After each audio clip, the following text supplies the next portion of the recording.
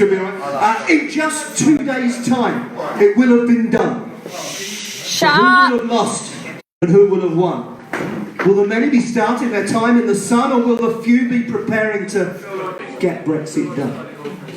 The hope that I feel thinking about what could be gets crushed when I hear people talk on TV. Their misplaced belief in the liars they see leaves a cloud of despair looming over me. Strong and stable, get Brexit done. Meaningless platitudes, each and every one. Shouting from red tops and broadsheets as one, then chuck down our throats just to see if they'll run.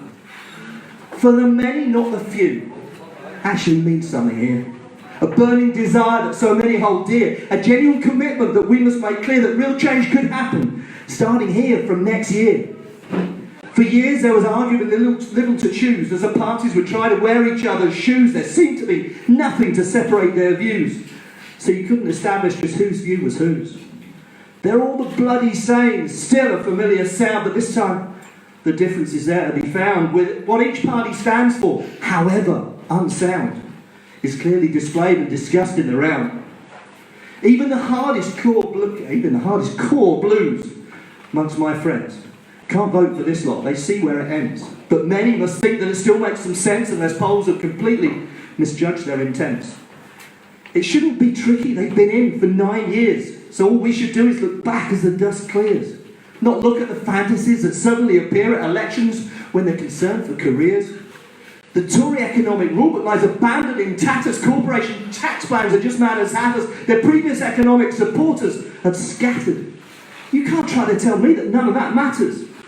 It's been said that we get the media we deserve.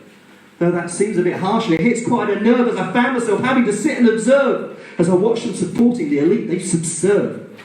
We get the politicians we deserve just the same, and they take us to war after war in our name, and the very suggestion of changing the game is presented as a crime for which we should feel shame.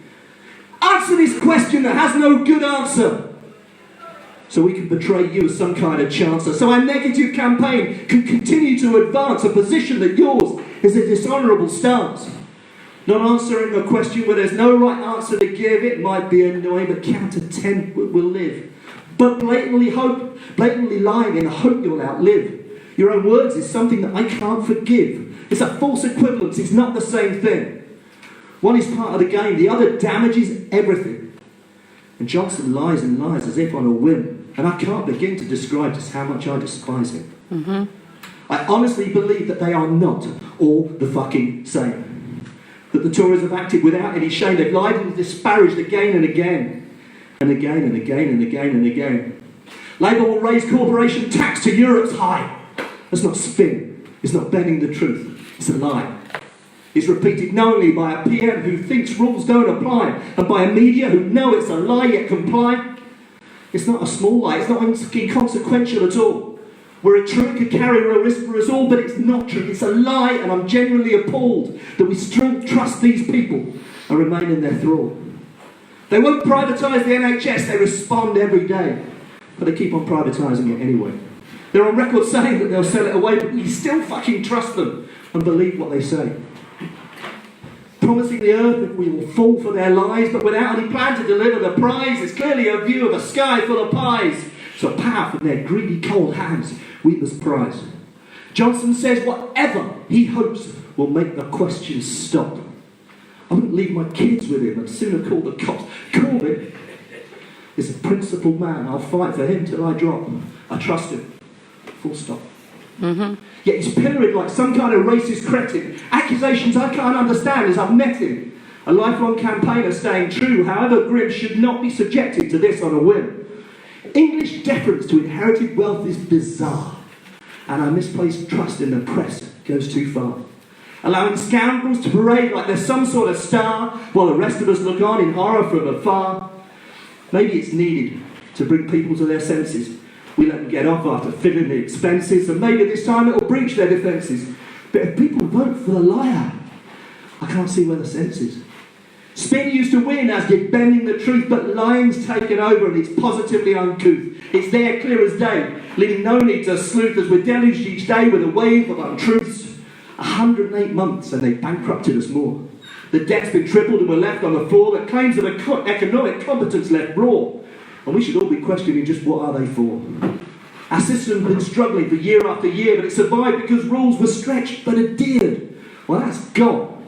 And all it took was for one politician here to unashamedly lie and disparage and smear.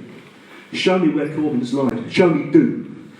He would have such an easier life if he were to. If he just said yes, even if it's untrue, instead of, I condemn all acts of violence on all sides. However true.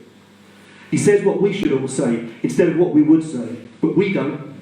We just say yes and hope it goes away. But he doesn't. He takes what he considers the right pathway, because to do otherwise wouldn't be honest. And that's just not his way. I don't want to deify him because he's just a man, and a flawed man at that, even though I'm a fan. But if you consider what's been hurled at him since all this began, I am so very proud that despite all, he still stands. It's been called a personality cult, which is crazy, because he's barely got one. Journalism, lazy, it's precisely the opposite. He's not there for his qualities. He's lauded from the rooftops because of the policies. I'll let you in on a secret. He's not even that left-wing. The actual left of the party think he's got much further to swing. We've just moved so far to the right as a country thing that nationalising utilities sounds like communism.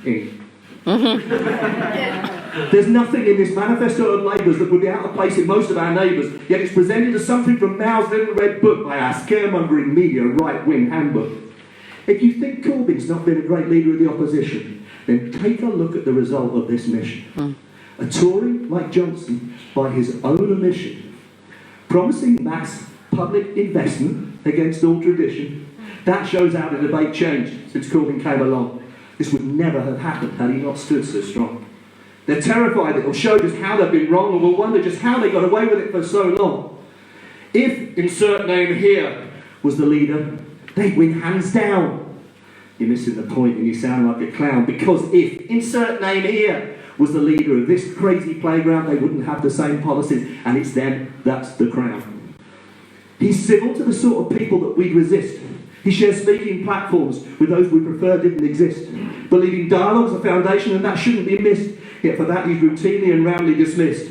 I have neither the right nor desire to question others' experience, but I'm entitled to challenge the conclusions drawn hence, however well-meaning, however intense, when they fly in the face of all other evidence.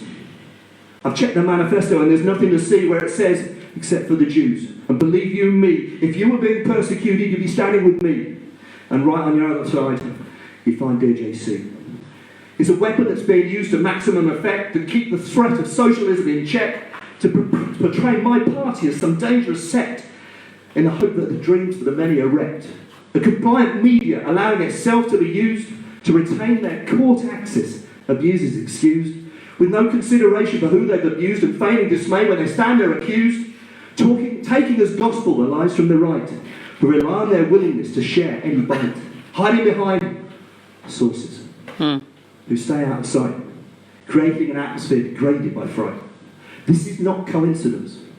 This is not an accident. This is a conspiracy led by people hell-bent on protecting their privilege from so much as a dent, or increasing their outline by as much as a cent.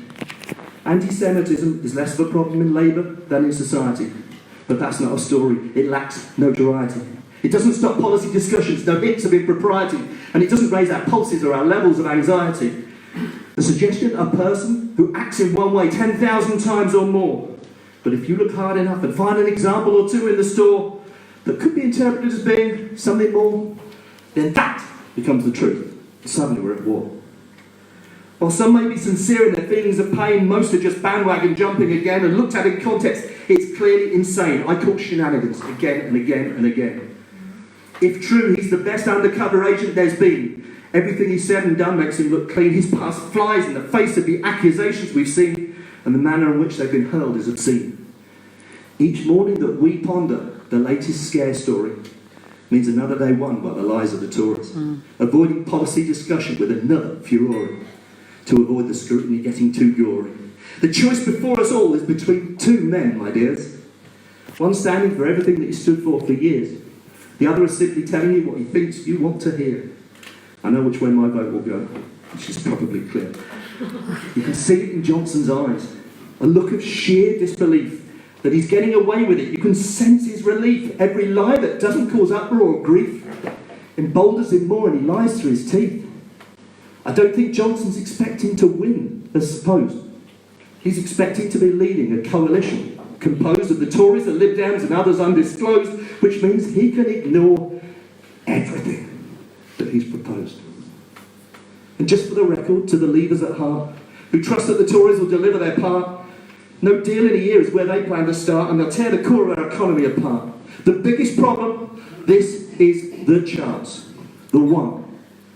If we don't seize this now, our chance will be gone. Everyone who said things can't be done, everyone who said things can't be differently done, will be proved right, and the voices of fear will have won.